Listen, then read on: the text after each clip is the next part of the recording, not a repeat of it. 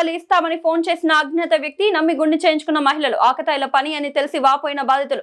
తమిళనాడులోని సేలం జిల్లా పుదుకొత్తబండిలో తహసీల్దార్ కార్యాలయం నుంచి ఫోన్ చేస్తున్నామని, మీ ప్రాంతంలో కరోనా లాంటి కొత్త రకం వ్యాధి సోకుతుందని భయపెట్టిన దుండగుడు. విదేశాల్లో ఈ వ్యాధి సోకిన వారంతా గుండు గీయించుకున్నారని, తమిళనాడు ప్రభుత్వం కూడా ఇదే నిర్ణయం తీసుకుందని తెలిపిన సదరు వ్యక్తి గుండు గీయించుకున్న మహిళలకు 15,000 రూపాయలు, కాలేజ్ విద్యార్థినులకైతే 45,000 రూపాయలు, ఉచిత ల్యాప్టాప్, పురుషులకైతే 6,000 రూపాయలు ఇస్తామని, లిస్టులో మీ పేరు ఉందని మీకు ఫోన్ చేస్తున్నామని ఓ మహిళను నమ్మించిన దుండగుడు. ఆ మహిళ ఈ విషయాన్ని స్థానిక మహిళలందరికీ చెప్పడంతో గుండు గీయించుకున్న 3 మహిళలు అనంతరం దుండగుడికి ఫోన్ చేయగా స్విచ్ ఆఫ్ రావడంతో மோசப்பயமனு கிரகிంచి ஆவேதனை వ్యక్తం చేసిన బాధిత మహిళలు. 3 பேர் தான் மொட்டை அடிச்சிட்டோம். அப்புறம் எல்லாம் நிறைய பேர் நின்னுட்டு இல்ல மொட்டை அடிக்க வந்தது எத்தனை பேர்? 20 பேர் இருக்குங்க சார். வந்தாங்க. ஒரு 7 பேர் அடிச்சது 2 ஆளு தான். நம்ம இல்ல 3 பேர் மட்டும் 3 ஆள். இப்போ அவங்க ஆள்னா அனுப்ப நீங்களே ஆள் வச்சு அடிச்சீங்க.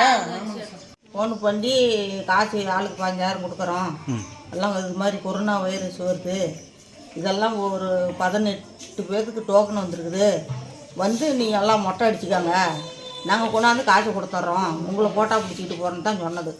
அப்புறம் இவங்க உடனே எங்ககிட்ட வந்து நாங்கள் கோயில்கிட்ட இருந்தீங்களோ கூப்பிட்டு வாங்கன்னு மொட்டை அடிங்க, நபர் இப்பயே வந்துக்கிட்டு இருக்கிறாங்க அப்படின்னு சொன்னது.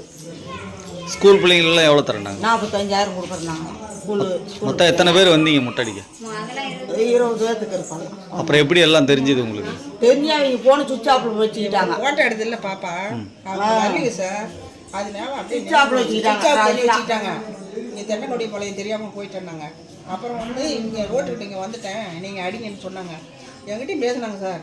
அப்புறம் வரவே இல்லைங்க சார், வரவே இல்லை.